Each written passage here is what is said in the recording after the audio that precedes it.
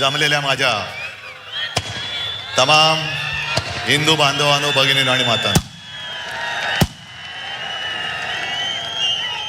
या गेल्या 2 वर्षातली माझी ही 4थी सभा आहे. पण आजच्या सभेत मला खूप आनंद होतोय, कारण माझ्यासोबत माझा भाऊ आणि महाराष्ट्र नवनिर्माण सेनेचा अध्यक्ष राज, संजय तर सोबत आहेच, खासदार आहेत आणि उद्याच्या महापालिकेतले सगळे नगरसेवक आहेत. या भावी नगरसेवकांना सांगतोय की ही सगळी जनता ही तुमच्याकडे अपेक्षेने पाहते. त्यांच्या व्यथा काय आहेत याचा उल्लेख राजनी पण केला, संजयने पण केला. आणि राजनी त्यांच्याकडे ही महापालिका असताना काय कामं केली हे अभिमानाने सांगितलं. राजनी केलेली नाशिकमधली कामं आणि मुंबईमध्ये शिवसेनेने कामं केलीत, हे 2 नागरिकांसाठी कामं करणारे भाऊ एकत्र आले तर नाशिकचा काय उत्कर्ष होईल हे तुम्ही तुमच्या मनाशी विचार करा. आणि मी सहज येताना, कारण स्थानिक काहीतरी बोललं पाहिजे, या शहराच्या समस्या काय आहेत. समस्या सगळीकडे त्याच आहेत. पाणी टंचाई आहे, कचऱ्याचा प्रश्न आहे, बेकारी वाढते आहे, गुंडागर्दी वाढते आहे, अंमली पदार्थ वाढत आहेत, तस्करी अंमली पदार्थाची होते, शिक्षणाचा पत्ता नाही. म्हणजे महाराष्ट्रात कुठल्याही शहरात गेलं रस्त्यावरती खड्डे आहेत. शहराचं नाव बदला, समस्या त्याच चिकटवून द्या, कुठलंही भाषण कुठेही चालेल. हे यांनी गेल्या 10 वर्षात केलेलं आहे. म्हणजे 2014 पासून आतापर्यंत मोदींच्या काळात. आमच्या मुलाखती चालू आहेत रोज, आज किंवा काल सुद्धा. मुलाखतकार एक प्रश्न नेहमी विचारतात की तुम्ही दोघं भाऊ एकत्र आलात, म्हटलं मग तुमच्या पोटात का घोडा आला? नाही, घोडा नाही आला. मग म्हटलं प्रश्न का विचारता? म्हणजे जेव्हा आम्ही एकत्र नव्हतो तेव्हा एकत्र का येत नाहीत, आणि एकत्र आलो तर एकत्र का आलात? तुमच्या अस्तित्वाचा प्रश्न आहे का? म्हटलं आमच्या अस्तित्वाची चिंता तुम्ही करू नका. शिवसेनेने आता यावर्षी शिवसेनेला 60 वर्ष होतील. अनेक निवडणुका लढवल्या, अनेक निवडणुकांमध्ये पराभव पचवला, विजय तसा फार थोडा नशिबी आला. पण पराभव होऊन सुद्धा शिवसेना संपली नाही. तर या निवडणुकीत आमचं अस्तित्व तुम्ही ठरवणारे कोण? पण ही निवडणूक जिथे ज्या शहरात निवडणुका आहेत त्या शहरातल्या नागरिकांनी त्यांचं आणि त्यांच्या भावी पिढीचं आयुष्य कसं असणार आहे, त्यांचं अस्तित्व कसं व्हायला पाहिजे हे ठरवणारी ही निवडणूक आहे. आम्ही पोटतिडकीने का तुमच्यासाठी प्रयत्न करतो? उल्लेख सगळे झाले. संजय राऊत आपण त्या काय धर्माच्या ध्वजाची आठवण करून दिली ज्याच्यावरती झाड आहे. मला एक प्रश्न विचारायचा आहे की भाजपचं हिंदुत्व हे खरं हिंदुत्व आहे का चुनावी हिंदुत्व आहे?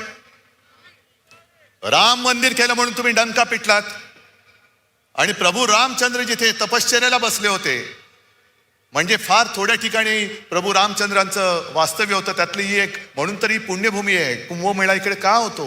तपोवन त्याला का म्हणतात? पर्णकुटी कुठे होती? ही सगळी झाडं जर का कापली आणि उद्या जर का कोणी विचारलं की प्रभू रामचंद्र कुठे राहिले होते, काय सांगणार? हे नमो भवन आम्ही केलेलं आहे. शासकीय विश्रामधामात प्रभू रामचंद्र राहिले होते म्हणून सांगणार? संपूर्ण सत्यानाश करायचा, धर्माची एक पट्टी अशी लावायची की सगळे अंधभक्त झालेत, आणि एक असा काही तुमच्यावरती संमोहन करायचं, मोहिनी टाकायची की स्वप्नात गुंगवून टाकायचं. देवेंद्र फडणवीस ज्यांनी एक शहर दत्तक घेतलं होतं, राज बरोबर बोलला. अरे ज्यांना राजकारणामध्ये पोरं होत नाही त्यांना आमची पोरं दत्तक घ्यावी लागतायत, हे काय शहर दत्तक घेणार? म्हणून मोहन भागवतांना टाओ फोडावं लागतोय, अपत्य वाढवा, अपत्य वाढवा. अहो अपत्य वाढवा म्हणजे तुमचे राजकारणातले अपत्य वाढवा, नुसती अपत्य नका वाढवू. खायला खाळ आणि भुईला भार. मोहन भागवतांचं तेवढं तरी ऐका. आणि भाजप आज हा उपटचुंबांचा पक्ष झालेला आहे. उपटचुंब म्हणजे मला थोडी धाकधूक तर कधीच नव्हती, पण गेल्या वेळेला जी काही व्यासपीठावरती माणसं होती त्यातली काही कमी झाली असं मला कळलं. पण आज बघतो तो व्यासपीठ हाऊसफुल आहे. समोर तर आणखीन तुडुंब भरले. अरे आमच्याकडे पोरांचा तोटा नाहीये. अस्सल निष्ठावान अजूनही इथेच आहेत. म्हणजे आम्ही मोठी केलेली माणसं गेली असतील, पण ज्यांनी मोठी केली ती साधी माणसं आज देखील आमच्या सोबत आहेत. पण मला तुम्ही तर सोबत आहातच, आणि टीव्हीवरनं भाजपवाले सुद्धा बघत असतील चोरून. त्या भाजपवाल्यांची मी खरंच आत्मीयतेने बोलतोय. मी कुत्सितपणे किंवा टोमणा मारत नाही. मला भाजपवाल्यांना विचारायचंय की अरे काय नशिबी आले तुमच्या जीणं. या उपटचुंबांच्या सतरंजा म्हणजे आधी आमच्यात असताना भ्रष्टाचाराचे आरोप करायचे. एक कोण तो म्हणे सलीम कुत्ताचा साथीदाराबरोबर फोटो. तुम्हाला पक्ष वाढवला, कुत्ता चालतोय, बिल्ली चालते, चुहा चालतोय, सब कुछ चलता है.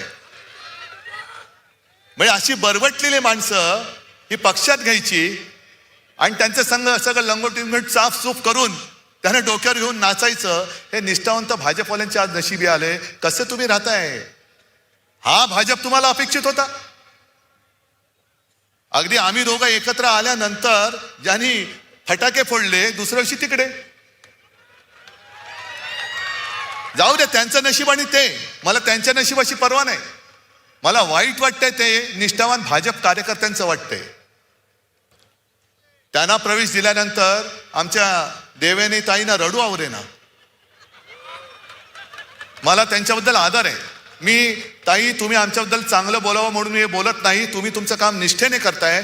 उद्या मी बोलतो त्याच्यावर तुम्ही टीका जरूर करा, कारण तुमची ती निष्ठा त्या पक्षाची आहे. पण ज्या पक्षाची निष्ठा तुम्ही बाळगता आहात, राखता आहात, तो पक्ष आज उपऱ्यांचा पक्ष झालाय. उपरे. आणि हे माझं वाक्य नाहीये, देवयानी ताईंचं वाक्य आहे की दलालांनी चुकीचं ब्रीफिंग केलंय म्हणजे भाजप आज दलालांचा पक्ष झालेला आहे. तिकडे सुधीर मुनगट्टीवार बोललेत की शनी शिंगणापूर आणि भाजपला दरवाजेच नाहीयेत. पण मुनगट्टीवारची तुम्हाला कल्पना आहे, शनी शिंगणापूरला जातात ते संकटग्रस्त जातात आणि भाजपात येतात ते ईडी सीबीआय इन्कम टॅक्स ग्रस्त येत आहेत. चोर दरोडेखोर येत आहेत. म्हणजे ज्या रामाने रावणाचा वध केला तो रावण सुद्धा भाजपमध्ये आला तर त्या रावणाला सुद्धा घेतील एवढे निर्लज्ज झाले ते. कुठे यांचं हिंदुत्व? हे बरोबर बोललात तुम्ही. मी भाजपने पाठीत वार केला म्हणून काँग्रेस बरोबर गेलो होतो, आणि मी काँग्रेस सोबत गेलो तर उद्धव ठाकरेंनी हिंदुत्व सोडलं. मग भाजपने अकोटमध्ये MIM बरोबर युती केली. तेव्हा काय सुटलं नाही तुमचं? का मुळात नव्हतंच सुटायला काही? MIM बरोबर अकोटमध्ये युती केली. अंबरनाथमध्ये जिथे शिवमंदिर आहे तिकडे या मिंद्याचं पायपुष्ट का आणखीन काय पुसून फेकून दिला. बरोबर घेतला, काम झालं, दिलं फेकून आणि काँग्रेस बरोबर युती केली. बरं, समविचारी म्हणजे काय? सगळे भ्रष्टाचारी येत आहेत, चोर दरोडेखोर येत आहेत, त्यांना बरोबर घेऊन चाललेत. भ्रष्टाचारी ते तुका मिळवावा, भाजपा पक्ष वाढवावा.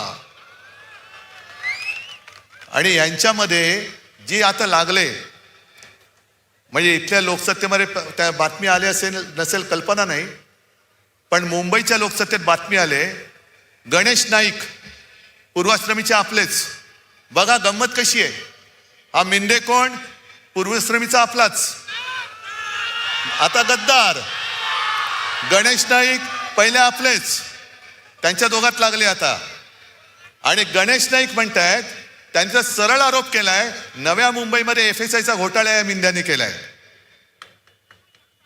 आणि जर भाजपने परवानगी दिली तर या मिंद्याचा टांगा उलटा करतो. मग गणेश नाईकांना सांगायचं की ते टांग्यात बसता कशाला? टांग्यात टांग तरी घाला, नाही तर टांगा तरी पालटा करा. टांगड्यात तंगडं घालायचं आणि तरी सुद्धा टांग्यात बसायचं. अरे पाडा ना उलटा. म्हणजे हीच लोक सांगतायत की कशी अभद्र युती आहे, समविचारी अभद्र लोकांची समविचारी यांची ही युती झालेली आहे. तुमच्या व्यथांबद्दल कोण बोलतंय? कोणीच बोलत नाहीये. आज मुंबईमध्ये येऊन बघा, आम्ही होर्डिंग्स लावलेत, होय हे आम्ही केलं. मुंबईमध्ये कोस्टल रोड, होय आपल्या शिवसेनेने केलेला आहे. आणि मुद्दामून तुम्हाला सांगतो, आज इकडे तुडुंब गर्दी झालेली आहे. एक तरी भाड्याचा माणूस आहे का रे?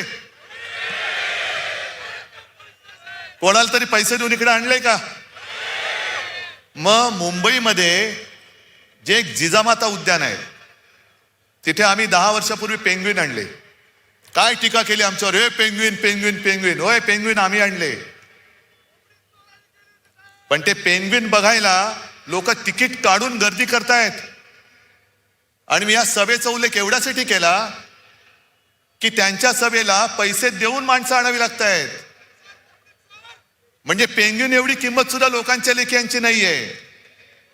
पैसे तिकीट काढून पेंग्विन बघतायत, पण पैसे घेऊन सुद्धा लोकांच्या सभेला जात नाहीयेत. काय तुमची त्यांची अवस्था आहे? आज नाशिकमध्ये जो आम्ही वचननामा जाहीर केलेला आहे, का नाही करायचा तो? पण तो करायचं की नाही हे तुम्ही ठरवायचे. तुमच्या समोर सगळं घडतंय. आज जसं तिकडे बंगालमध्ये ममता बॅनर्जी यांच्या हुकुमशाही विरुद्ध रस्त्यावरती उतरल्यात, अख्खा जवळपास बंगाल रस्त्यावरती उतरलाय. मग हा माझा महाराष्ट्र, शिवरायाचा महाराष्ट्र, छत्रपतींचा महाराष्ट्र, शाहू फुले आंबेडकर यांचा महाराष्ट्र, यांच्या दडपशाहीच्या विरुद्ध शेपूट घालून आत बसणार? अरे ज्या महाराष्ट्राने या देशाला दिशा दिली, त्याची दुर्दशा करणाऱ्याच्या हातामध्ये तुम्ही पूर्ण तुमचं नशीब परत एकदा त्यांच्या हातात देणार? हा वचननामा आहे, नुसता छापलेला कागद नाहीये रंगीत. तो आमचा ठाकरेंचा शब्द आहे. ही मोदी गॅरंटी नाहीये, बोगस मोदी गॅरंटी नाहीये. हा ठाकरेंचा शब्द आहे. आणि ठाकरे जे बोलतात ते करतात. आम्ही कोणी त्यांच्या कामाचं श्रेय कधी घेतलेलं नाही, कारण आम्हाला त्याची गरज नाहीये. मशाल तुमच्या हृदयात पेटली पाहिजे. ज्या पद्धतीने यांचा कारभार सुरू आहे, ज्या पद्धतीने यांचा कारभार सुरू आहे, बिनविरोध निवडणुका जिकडे झाल्या, तो राहुल नार्वेकर विधानसभेचा अध्यक्ष, विधानसभेमध्ये अध्यक्ष असल्यानंतर विधानसभेत त्यांचा अधिकार असतो. आणि विधानसभेचा अध्यक्ष, लोकसभेचा अध्यक्ष, राज्यसभेचा अध्यक्ष हा पूर्णपणे निष्पक्षपातीपणाने वागणारा पाहिजे. आणि आमच्यावरती घराणेशाहीचा आरोप करणारे भाजपा या राहुल नार्वेकरांच्या घरातले 3-3, 4-4 जणांना उमेदवारी देत आहेत. आणि तो समोरचा उमेदवार त्यांनी अर्ज मागे घ्यावा म्हणून अधिकाराचा दुरुपयोग करणारा राहुल नार्वेकर निवडणूक आयोगाला चालून जातोय. तरी सुद्धा चालतंय. आम्ही जरा कुठे काय केलं तर निवडणूक आयोग लगेच हातोडा घेऊन बसलेला असतो. पण यांनी काही केलं तरी काही करत नाही, कारण निवडणूक आयुक्त शेपूट घालून बसलेला आहे. ही लोकशाही नाही, ही झुंडशाही आहे. ही झुंडशाही आहे.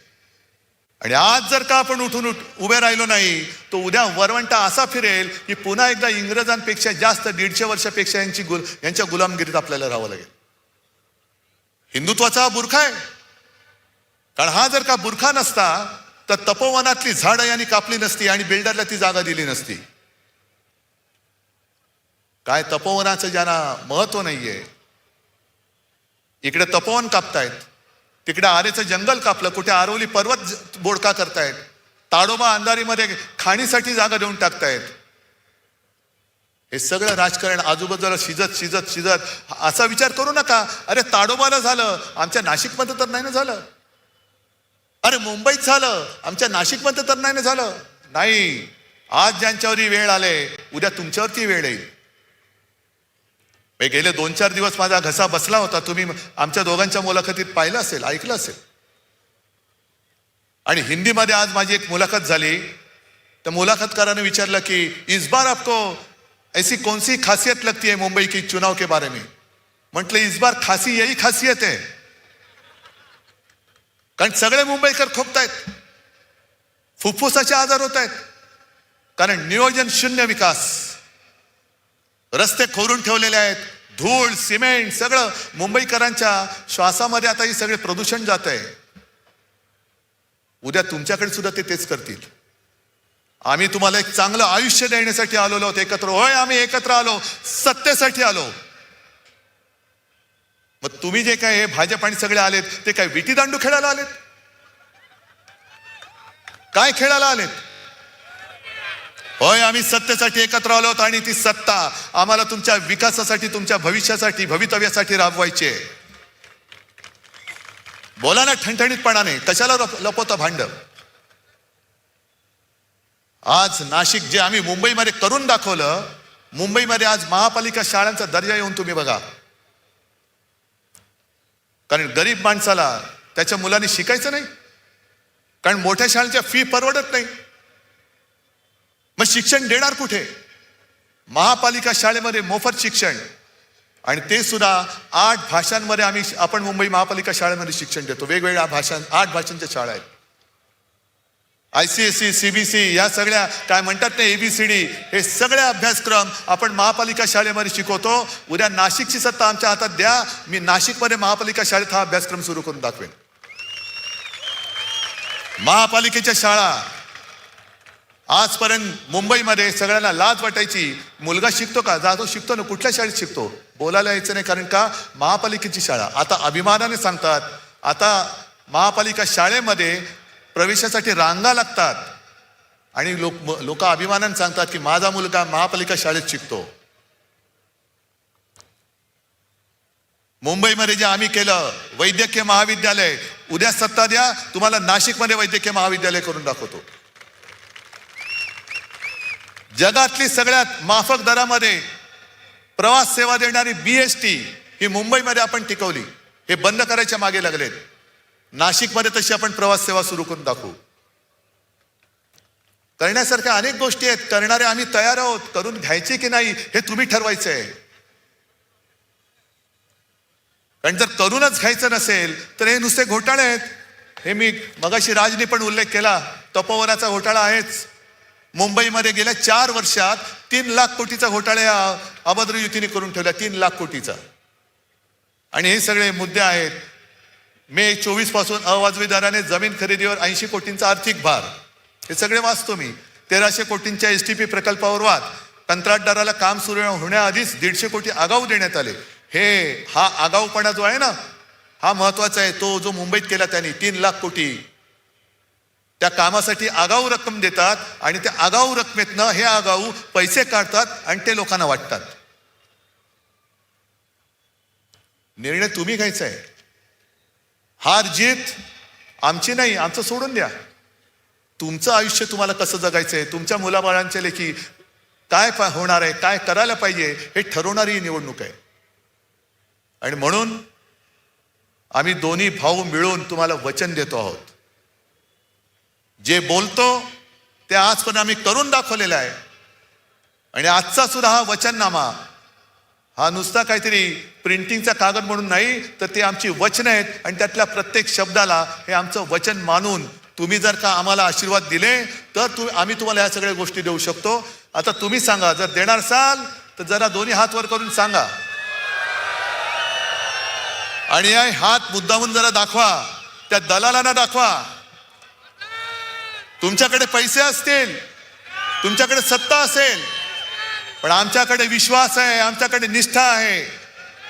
गद्दार लोक तुम्ही विकत घेऊ शकाल, पण निष्ठावानाने विकत घेऊ शकणार नाही.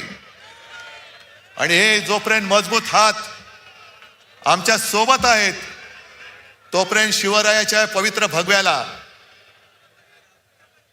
जो भाजपला मी नेहमी आव्हान देतो की तुम्ही हिंदुत्ववादी म्हणता आणि माझ्यावरती टीका करता, पहिलं तुमच्या फडक्यावरचा हिरवा रंग काढा आणि मग आमच्यावरती हिंदुत्वाशी बोला.